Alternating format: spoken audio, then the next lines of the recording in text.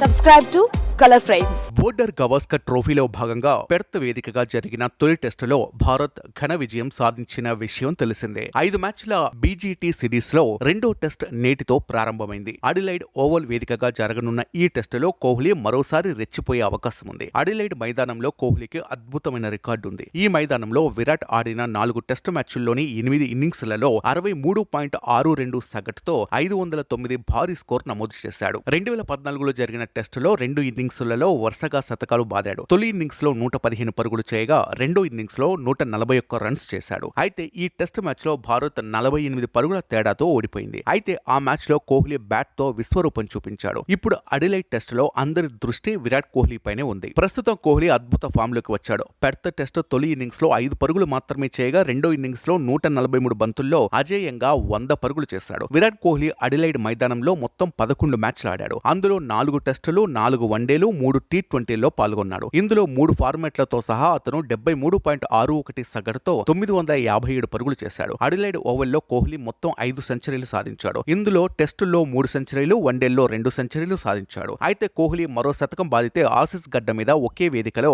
అత్యధిక సెంచరీలు కొట్టిన పర్యాటక బ్యాటర్ గా కీర్తి గడిస్తాడు. అయితే కోహ్లీ అడిలైడ్ లోనే కాక ఆసీస్ గడ్డపై ఎక్కడైనా రెచ్చిపోతుంటాడు. ఆస్ట్రేలియా గడ్డపై కోహ్లీ మొత్తం 14 టెస్ట్ మ్యాచ్లు ఆడాడు. అందులో 56.03 సగటుతో 1457 పరుగులు చేశాడు. ఈ సమయంలో కోహ్లీ 7 సెంచరీలు, 4 హాఫ్ సెంచరీలు సాధించాడు. మెల్బోర్న్ క్రికెట్ గ్రౌండ్ లో కోహ్లీ చేసిన 169 పరుగులు ఆస్ట్రేలియాలో అత్యుత్తమ టెస్ట్ స్కోర్. కంగారు జట్టుపై విరాట్ కోహ్లీ 9 సెంచరీలు చేశాడు. వీడియో మీకు నచ్చినట్లయితే ప్లీజ్ లైక్ చేయండి, షేర్ చేయండి, కామెంట్ చేయండి.